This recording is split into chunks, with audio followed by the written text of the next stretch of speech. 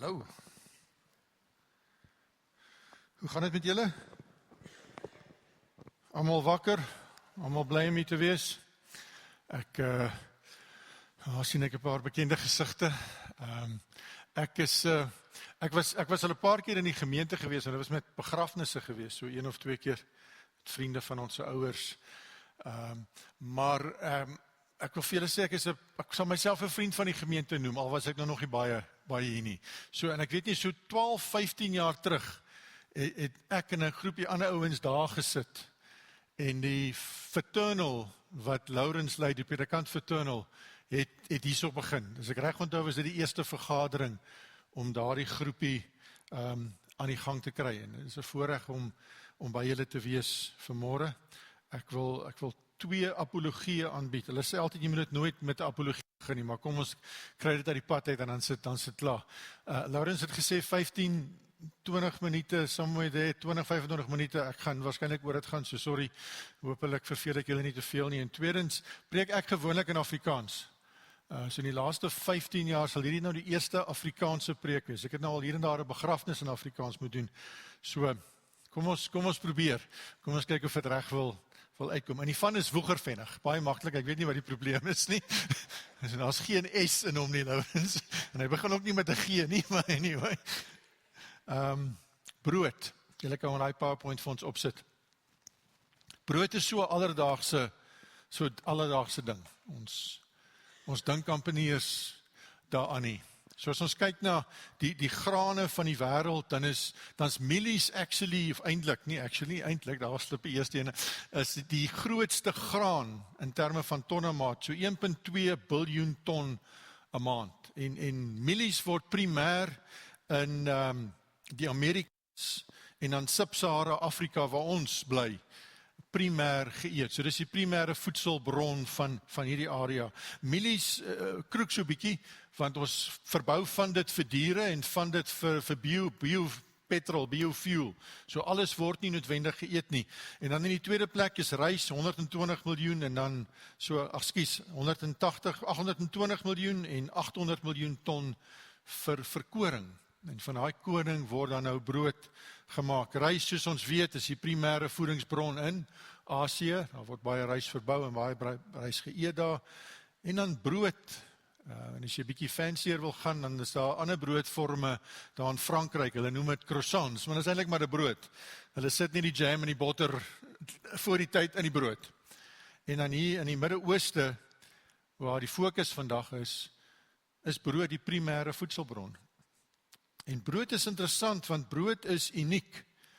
Waar jy rys, prominente stapelvoedsel is, het rys nie noodwendig proteïene in nie, maar koring het wel proteïene in en het baie vitamiene in, wat ander stapelvoedsels nie noodwendig het nie. En soos ek gesê het, in die Bybelse tyd is brood primêr. Dit is die voedingsbron van daardie tyd en van daardie area. As 2 verhale in die Bybel wat in 1 Konings afspeel. Die een is Salomo se tafel. En dit is getalle wat 'n ou se kop buig. As jy nou regtig wil, kan jy vanmiddag bietjie gaan speel en ons het AI wat hierdie goeders bietjie makliker maak en dan gaan dink jy bietjie oor dit en wonder 'n bietjie oor dit. Dit sê die daaglikse kosvoorraad van Salomo se paleis was 5 ton fynmeel en 10 ton broodmeel. En dan het hy 20 vetgemaakte beeste, 100 klein vee, takbokke, gemsbokke, ribbokke, en dan vir die ouens wat groente wil hê, sê daar's 'n bietjie pluimvee ook ingesluit in dit wat daagliks op sy tafel is. So kom ons kyk net na die brood, ons kyk na brood. 15 ton meel 'n dag, elke dag, is op sy tafel. En dis wat hy sy paleis en die mense in daardie area mee kos gee. So in vandag se terme sal dit so 30,000 brode wees. As jy hulle so langs mekaar pak, dan is dit so 8 kilometer se brode 'n dag wat hy gebak het. Nou in daai tyd het hulle nie brode geëet soos wat ons dit eet nie. Hulle het flatbreads of platbrode geëet en dan dit is 'n bietjie anders te gemaak. Is 'n bietjie dunner, so 80,000 platbrode. En elke ou sou so 2 tot 3 van hierdie brode geëet het. 'n ongelooflike hoeveelheid brood. Dan is daar 'n ander storie. Elia word deur die Here gestuur na 'n weduwee. Julle ken die verhaal. En die weduwee ontmoet vir Elia, en Elia sê vir die weduwee, gee vir my 'n stukkie brood. En sy sê, ek het nie, ek gaan die laaste bietjie meel en die laaste bietjie olie vat, en ek gaan 'n broodjie bak, en ek en my seun gaan eet, en dan gaan ons sterf. Daar's 'n hongersnood. Daar is nie brood nie. En Elia sê vir haar, maar as jy bereid sal wees om vir my eerste 'n stukkie brood te gee, dan sal die Here sorg dat daar nooit tekort is nie. Die brood raak nooit op nie. Ons weet nie hoe lank dit is nie, maar terwyl die hongersnood aan die gang is daar elke dag brood in daardie huis. As die weduwee die bakkie oopmaak met die meel, dan is daar net genoeg vir daardie dag. En sy die olie uithaal, dan is daar net genoeg. En dan bak sy brood, en dan eet hulle almal genoeg. En aan die volgende dag is daar net weer genoeg. So aan die een kant 80,000 flatbreads, en aan die ander kant net genoeg. Hier is die vraag, wie die meeste brood gehad?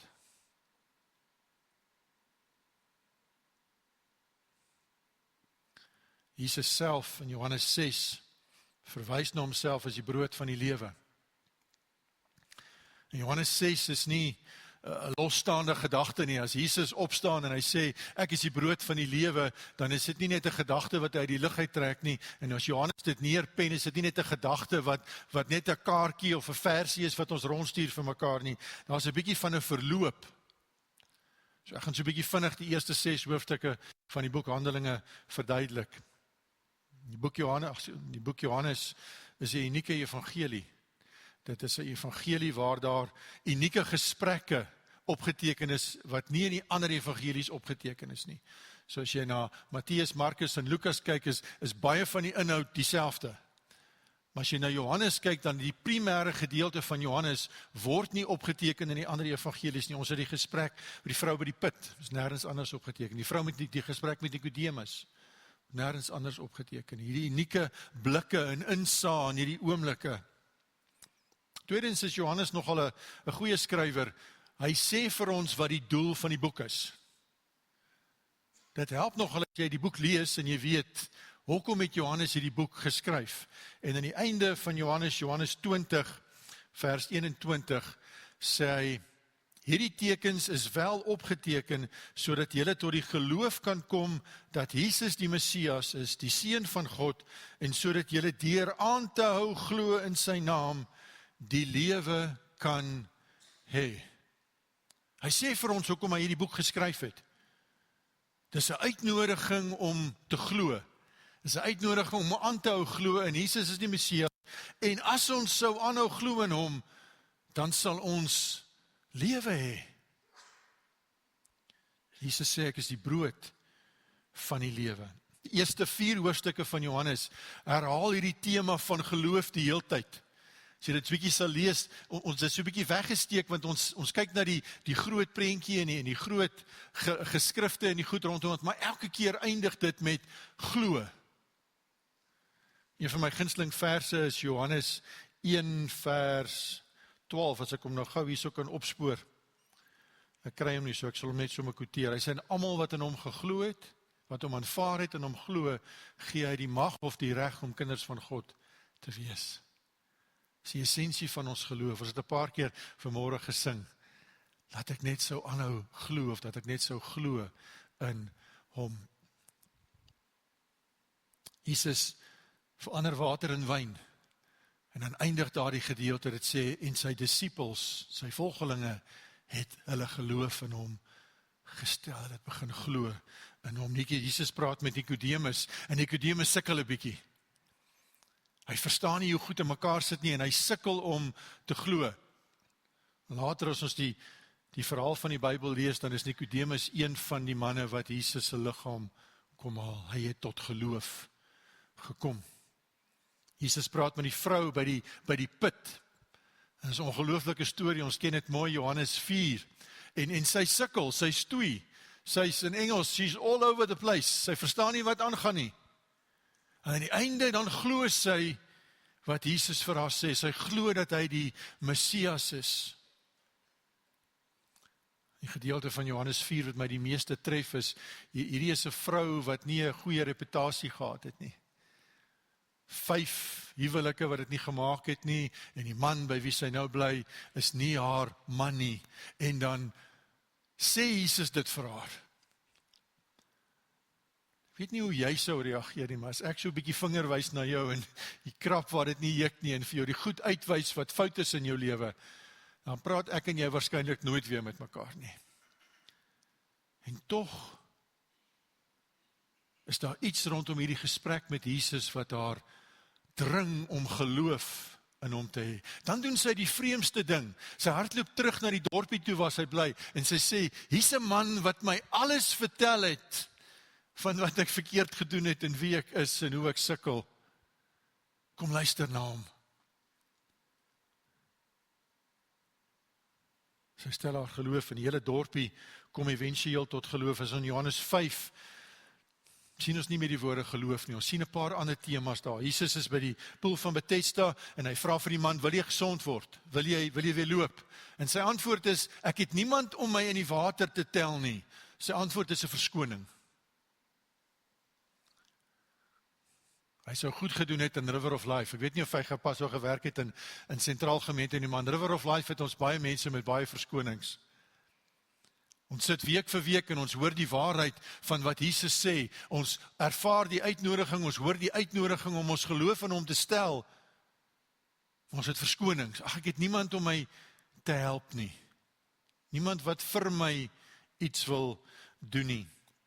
Jesus kom en hy vermenigvuldig die brood en toe hy dit begin, toe gaan hy na sy disippels toe en hy sê vir hulle, gee julle vir hulle kos. En soos 'n goeie disipel, 'n goeie Suid-Afrikaner, doen hy 'n paar berekeninge en hy sê nee, dit gaan bietjie moeilik wees. Dit gaan soveel kos om dit te doen. Ons het nie die tyd nie, ons het nie die geld nie, ons het nie die energie nie. Ons doen die berekeninge wanneer Jesus ons nooi om in hom te glo. En as daar so kort gedeelte waar Jesus op die water loop, hy sê vir hulle, dit is ek, moenie bang wees nie, moenie vreesagtig wees nie. So hoofstuk 1 tot 4 geloof, stel jou geloof in Jesus. Hoofstuk 5 en 6 is daar verskonings, daar's vrae, daar's berekeninge, daar's my eie gedagtes, daar's vrese. En nou kom ons by Jesus wat sê, ek is die brood van die lewe. En kom ons lees so van vers 25 af in Johannes 6, ek het 'n paar gedeeltes uitgelig. Dis die groep mense wat die brood geëet het, wat vermenigvuldig is, en hulle kom by Jesus aan, hulle het hom gekry, hulle sê, Rabbi, wanneer het jy hier aangekom? Goeie standaard small talk. En Jesus ignoreer die small talk heeltemal en hy sê vir hulle die volgende, ek verseker julle is op soek na my, nie omdat julle die wondertekens gesien het nie, maar omdat julle van die brood geëet het en versadig geword het.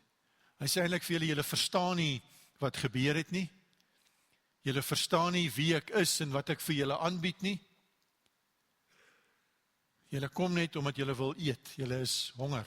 Julle word gelei deur julle maag, julle word gelei deur julle menslike natuur. Vers 28 sê hulle eventueel vir Jesus, maar neem aan ons wil. Wat moet ons doen om God se wil uit te voer? Ons wil jou volg. Ons wil verstaan, ons wil doen.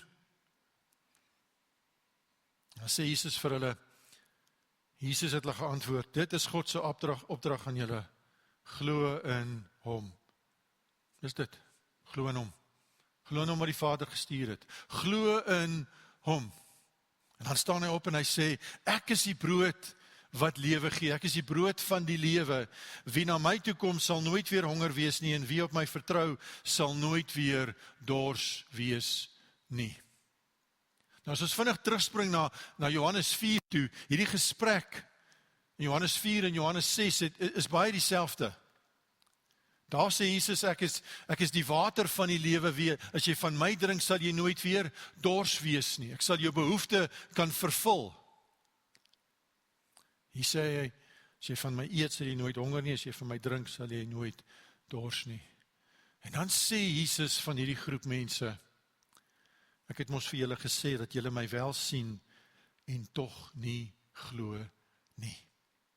Die groot verskil tussen Johannes 4 se gesprek en hierdie gesprek in Johannes 6 is die vrou van Samaria en daardie groep mense wat nie, dis die outcasts, dis die mense wat nie daar moet wees nie. Dis die mense wat nie verstaan nie. Dis die mense wat nie genooi is nie. En hulle stel hulle geloof in Jesus. Hierdie groep wat veronderstel is om te verstaan, doen dit nie. En wanneer ons kyk na dit, dan is dit baie keer 'n geestelike oefening. Ons lees hierdie gedeelte, hy sê, ek is die brood van die lewe, kom eet van my en jy sal nooit honger nie. En daar is verseker 'n baie groot geestelike gedeelte aan dit, en ek is seker, Laurens het al 100 preke oor dit gepreek. Ek wil vanmôre fokus op iets anderste. En die eenvoud van wat Jesus sê, as jy in my glo, sal daar genoeg brood wees. Genoeg brood om te eet. Daar sal genoeg voorsiening wees. Daai voorsiening, ja, verseker is geestelik, maar dit is nie net geestelik nie. Een van die groot probleme in die kerk is hierdie ding, ons is nou in die kerk, en nou is ons geestelik. In die oomblik wat ons hier uitstap en ons gaan Spar toe, dan is ons in die wêreld, dan is ons nie meer geestelik nie, en môre, wanneer ek by die werk aankom, dan is dit die werk. Nee, vriend, as ek my geloof in hom gestel het, dan is elke oomblik van my lewe syne. Of ek nou in 'n kerkbank sit, en of ek by 'n teller staan in die Spar, en of ek môre 'n vergadering het wat moeilik gaan wees by die werk, Jesus moet sentraal wees in al daardie gedeeltes. En daarom leer Jesus ons, wanneer hy vir ons sê om te bid in Matteus 6 vers 11, gee ons die porsie brood wat ons vir vandag nodig het. En ek sê weer eens, 'n gedeelte van daai porsie is die geestelike vervulling, iets wat ek hier binne nodig het, maar dis ook dit wat ek fisies moet eet. En ek dink as ons eerlik is, as ons daardie gedeelte bid, dan bid ons dit wat ek eet, hoofsaaklik. Wanneer Jesus versoek word, wat is die eerste versoeking wat Jesus versoek word mee? Nou, net voor ons dit antwoord, dink julle ken die antwoord. As jy iemand wil uitvang, hou jy jou beste aanslag vir laaste, of probeer jy hom sommer met die eerste hou uithaal? Wanneer die vyand kom en hy wil Jesus beproef, dan kom hy met sy beste hou eerste. Want wat gebeur is, die oomblik wat ek die eerste keer nee sê vir hom en die tweede keer nee sê vir hom, dan is die momentum aan my kant en ek is besig om hierdie geveg te wen. So die vyand kom en hy sê, as jy honger is, sê vir daardie brode, daardie klippe om brood te word. Vriend, miskien is vandag die primêre versoeking in jou lewe nog steeds brood. Dit wat ek voorwerk, dit wat ek spaar, bettelpryse, allerlei interessante dinge. Jy sien, ons sit in daai oorlog en daai geveg, want Adam en Eva het gesondig en wees hulle is die aarde vervloek. En God kom en hy bring oorwinning oor die dood, maar ons is nog nie vry van die dood nie. Hy bring oorwinning oor hierdie vloek oor die aarde, maar dit is nog steeds ergens deel van ons lewe en ons stoei, en ons het nog nie die volheid van daardie oorwinning beleef nie. Maar Jesus kom en hy sê, ek is die brood van die lewe. As jy van my eet, sal jy nooit honger wees nie. Daar sal altyd voorsiening wees. En ek dink die sleutel is dat ons moet verstaan dat hy is ons voorsiener en hy is ons bron. Partykeer as ons so in die pad afstap, dan voel dit of daar 'n gat in die sak is. Nie of jou lewe partykeer so is nie. Party maande, dan kyk jy na die budget, dan verstaan jy nie waar alles heen gegaan het nie. Jy loop en jy doen en jy probeer, maar die goed hou net aan uitval. En dan gaan hy, verduidelik die Here vir ons mooi. Hy sê, julle het baie aanplantings gedoen, maar die oes was maar skraal. Julle het nou wel kos om te eet, maar julle is nog honger. Julle het nog wyn om te drink, maar nie genoeg om julle dors te les nie. Julle het klere om aan te trek, maar dit is nie voldoende om julle warm te hou nie. Julle geld raak weg, asof dit gebeere is in 'n broeksak met gate. Baie keer is dit hoe ons lewe voel. En dan vra ons, Here, maar ek doen my bes om reg te wandel.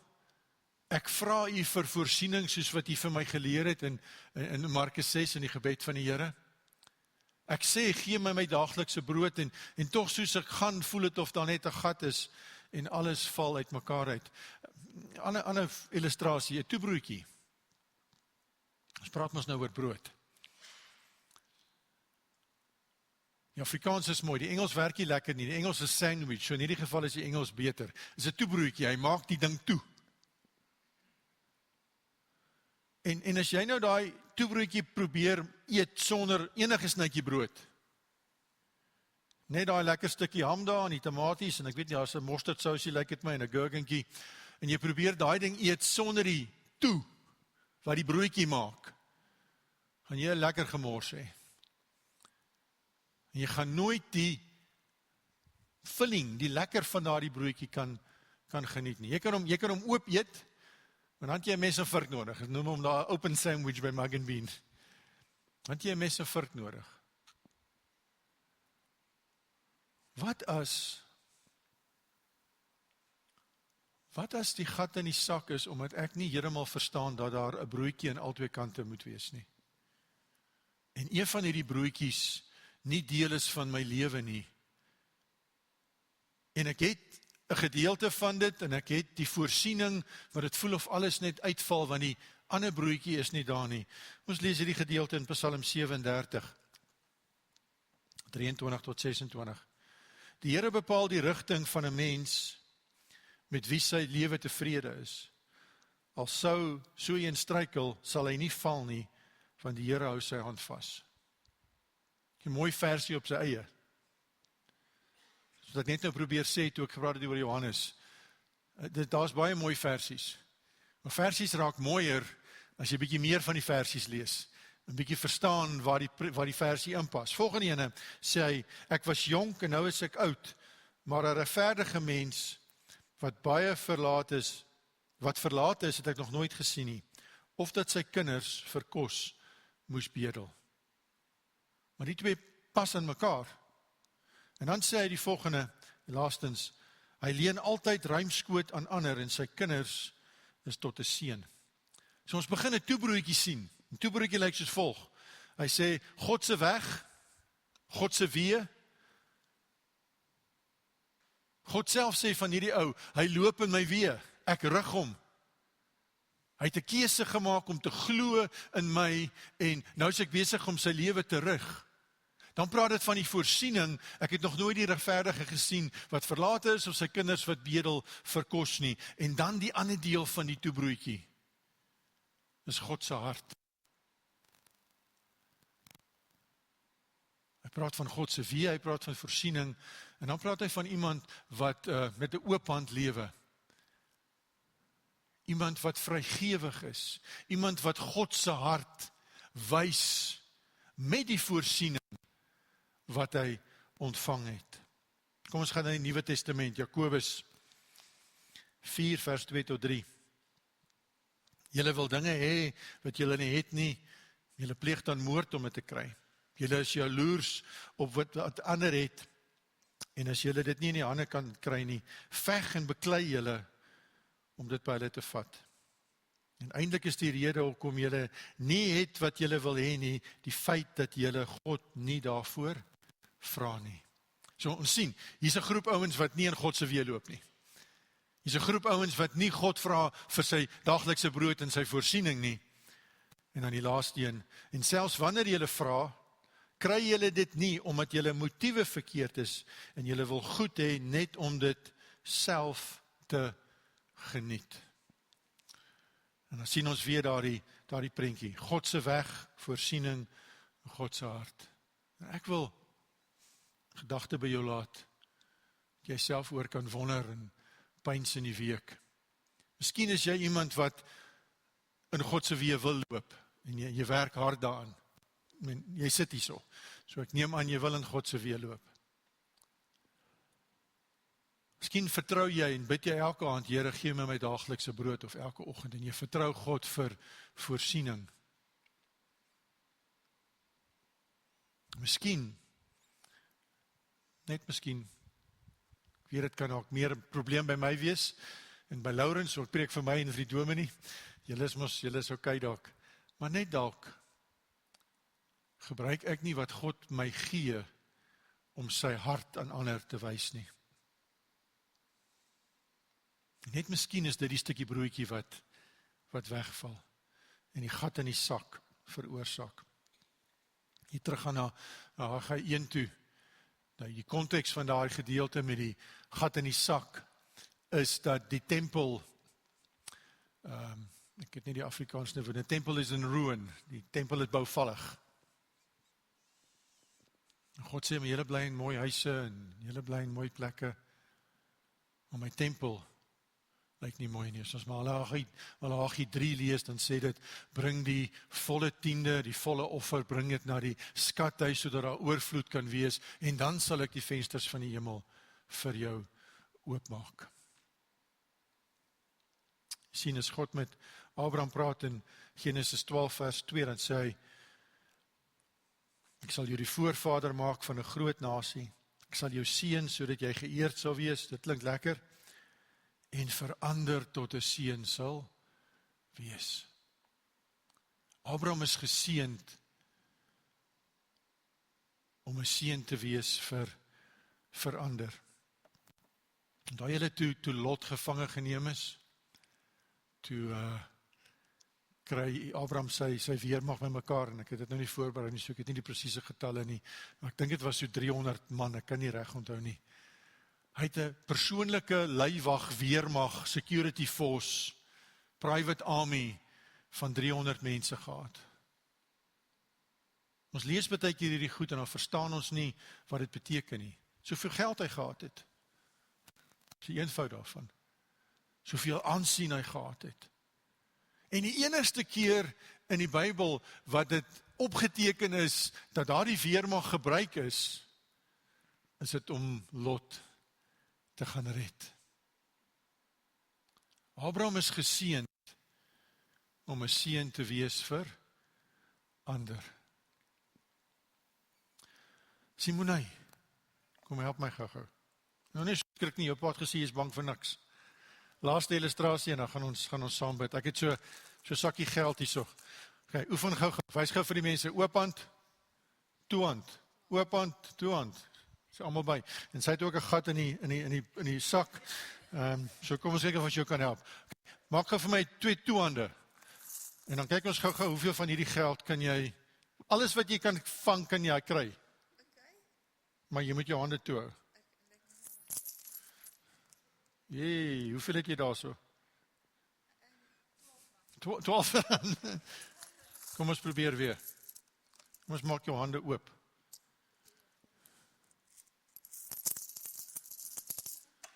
Bietjie makliker, né? Baie meer. Okay, dis regtig alles joune. Jy kan nou kom optel. Maar nee, jy moet nie wegloop nie. Ek sit sommer in jou sak. Of jy sommer net daar sit. Maar easy catch. Dis nie joune nie. Jy is geseënd om 'n seën te wees. Ek het dit vir jou gegee, maar dis nie net joune nie. Dis joune om ander mense te seën. En ek dink nie daar's genoeg nie, maar dink ek kan maar so 'n halwe chocolate vir mamma koop met dit. Voor jy wegloop. Ek het in die aanbiddingstyd te gevoel die Here gee vir my woord vir jou. Daar's 'n skrifgedeelte in Matteus 19 vers 29. Hy sê, elkeen wat 'n huis om my ontwil opgegee het, of 'n broer of 'n suster, en in jou geval 'n ma en 'n pa, of grond, sal 100 maal soveel keer terugkry en boonop die ewige lewe beerf. Okay, so ek het altyd 'n sagte plek vir predikante se kinders. Want my kinders is predikante kinders. Ek verstaan hoe dit met hulle gaan. En ek verstaan dat jy partykeer jou ma en jou pa moet opgee. Want dis ander mense wat hulle aandag gee. Maar as jy met 'n oop hand bly lewe en jy self jou ma en jou pa vir ander mense gee, dan beloof die Here in daai skrif gaan lees om Matteus 19 vers 29. Hy of sy sal 100 maal soveel keer terugkry in hierdie lewe en boonop die ewige lewe. Okay, jy kan nou kom optel. Okay, nou wil ek die volgende vraag. Gewoonlik in ons gemeente dan gee ek mense 'n opsie. Maar ek wil julle nie 'n opsie gee vanmôre nie. Ek wil vra dat almal van julle saam met my sal staan. En dan gaan ons saam bid. En ek weet nie of julle dit hier doen nie, maar in ons gemeente konteks dan staan ons, want ons sê ek identifiseer met die boodskap en ek wil hê jy moet saam met my bid. Ja, die rede kom ek almal vra om op te staan is, ek dink daar's dalk 3 van julle wat okay is. Ek weet ek is nie een van die 3 nie. As jy een van die 3 is en ons begin bid, wil jy nie vir ons bid nie. Maar die res van ons sukkel op een van 3 maniere wanneer dit kom by ons daaglikse brood. 1, ons loop nie in God se weë nie. Ons sit dalk Sondag in die kerk, maar wanneer ons daai spreadsheet of daai budget of die bankbestuurder gaan sien ons hom in ons eie krag. En ons nooi die Here in spasie om ons te lei wanneer dit kom by ons daaglikse brood nie. Tweedens is daar dalk van julle wat sê, maar ek het regtig nodig dat die Here vir my moet voorsien. Ek het daaglikse brood nodig. En van dit kan dit prakties wees dat as jy by die huis kom vanmiddag is daar nie kos op die tafel nie. Of die krag raak bietjie min. En ons gaan die Here vertrou saam vir sy voorsiening. Ek vermoed die meeste van ons val waarskynlik in kategorie 3. Jy kan in al 3 val. Wat sê ek het vergeet van daai tweede toebroodjie, snytjie brood. En ek probeer my bes en ek vra, maar ek lewe met 'n toehand. Ek wys nie God se hart met die voorsiening wat hy vir my gegee het nie. Kom terug na Salomo se tafel. Ons dink dit is hoe God se voorsiening lyk. 1000 beeste 'n maand en soveel brood, oorvloed. Daar duisende mense wat elke dag kan eet van sy tafel. Maar wie het meer brood gehad, Salomo of die weduwee? Dis nie wat jy het nie. Dis wat jy God toelaat om met dit te doen. Kom ons bid saam. Here Jesus, dankie dat U na die aarde toe kom en vir ons kom sê dat U self is die brood wat vir ons lewe sal bring. U nooi ons om te kom eet. Here, ons wil soos die vrou by die put wees wat sukkel om te verstaan en stoei en snaakse opmerkings maak, maar aan die einde tog glo. Ons wil nie soos hierdie groep wees in Johannes 6 wat dink hulle slimmer as U. En eventueel nie glo wanneer U kom om te sê, ek is die brood van die lewe nie. Here Jesus, ons begeerte is eerstens om te verklaar dat ons glo in U. En ons wil in U weer loop. Here, ek wil vra dat U ons sal help, dat wanneer ons by finansiële besluite kom, wanneer dit kom by die brood wat ons eet elke dag, dat U ons sal lei in ons besluite rondom dit, en ons sal sien hoe U ons weer rig. Here, ons wil baie prakties kom bid vir elkeen wat vanmôre hier sit en staan en sê, maar ek het behoefte. Ek het nodig dat Jesus, die brood van die lewe, 'n stukkie brood vir my kom breek. Soos wat hy gedoen het met die vermenigvuldiging van die brood, die 5 brode en die 2 visse vat en 'n magte omvoed. Kom vermenigvuldig dit wat ons het, Here, soos ons dit vir U gee. Here, en laastens, help ons om, wanneer ons van U voorsiening ontvang, dat ons dit nie vir onsself sal hou nie. Maar dat ons sal onthou, dat wanneer U ons seën, is dit sodat ons 'n seën vir ander kan wees. Wanneer ons U voorsiening beleef, is dit om U hart vir ander te wys. Ons wil met oop hande lewe, sodat ons met vrymoedigheid kan vra dat U meer kan instort, sodat ons meer kan wys wie U is. Here, help ons om die toebroodjie toe te maak. Help ons om die gat in die sak te stop. En Here, ek wil U seën oor hierdie gemeente uitspreek. Mag dit 'n gemeente wees wat altyd genoeg het. Mag die mense van hierdie gemeente altyd genoeg hê. Mag hulle oorvloedig wees in hulle vrygewigheid. Mag die koskaste nooit leeg wees nie. En Here, mag dit 'n geval wees van soos hulle gee, hulle nie kan voorbly om genoeg uit te gee om plek te maak in die kas vir U om meer te voorsien nie. Ek bid, Vader, dat hierdie gemeente sal vul met vreugde wanneer dit kom by die materiële en die praktiese van die lewe. Mag hulle U hand sien en mag hulle U hand beleef. Ons bid dit in Jesus naam. Amen.